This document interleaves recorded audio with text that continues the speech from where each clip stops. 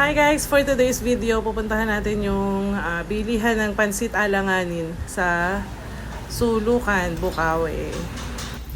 Saan ba yun? Ayun o. Ayun. May available pansit alanganin. Magkano? Sa order? 60. Apat na order. Take out. Natikman ko na to dati nung kami nila ni Ninong Boy, dumadaan kami dito pag wala kaming bakong almusal. Naalala ko lang siya ulit kasi napanaginipan ko yung pansit daw na may sabaw. Pati pag naginip puro pagkain no. May tinda rin silang mga dyan, laruan at mga pagkain, candies ng mga bata. Saka yung mga pasalubong. Yung aparon, alam niyo yun? Masarap yan. Pili mo anak mo. Ito masarap to. Madaling naman na alam natin yan.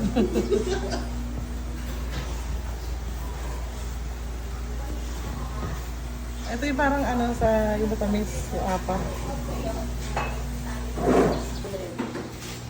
Hindi, okay yung pamimigay ko. Ay, maganda. Ay, Magkano isang pack? Ito. 20 po isa po. Ilan ba naman?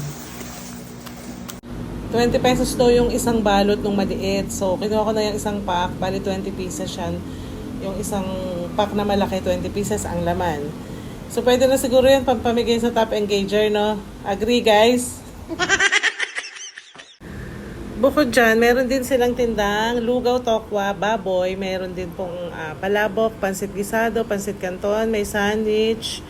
Meron din po silang special mami. Habang nihintay ko yung order, nakita ko to. Naalala ko to ng mga bata kami, paborito namin to eh. May malaki nito, may maliit, pero ang binili ko yung maliit lang. Papatikman ko din kila Kyrix kung magugustuhan. So, ito na po yung aming order. Binabalot na. Ang total po na babayaran namin ay 975. So, dito lang po yan no, sa Norris Restaurant sa Sulukan, Bukawi, Bulacan. Kung nagka-crave po kayo sa pansit alanganin, punta lang po kayo dyan. Masarap po ang pansit. Meron din pong pansit na hindi alanganin, yung totoong pansit. Meron din pong palabok, mayroong pansit luglog. Yun din yata yun. Ang hirap mag-voice over kaya hindi ko na ulitin. Ang sasabihin ko sana, special mami. Ayun, meron din po silang ganyan. Masarap din daw po yung mami nila. Mabiling-mabili din daw dyan yun. Meron din po silang top silog, long silog, lahat ng may log. Basta lahat yun, may itlog. What? So, pauwi na po kami. Pabalik na kami ng store. Nandito na po kami sa tindahan. Flex ko lang po ulit itong mga aming paninda. Ayan po yung mga pinto na ibaba na pala. Ito po pang CR. Matibay po ito.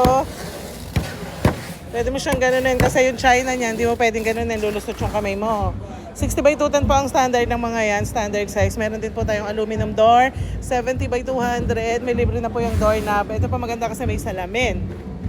Ayan, yun lang po. Papasok na ako sa office ko. Ito din po pala yung mga bowl na daanan ko. PM nyo lang ako guys ha. Yun lang po. Bye-bye!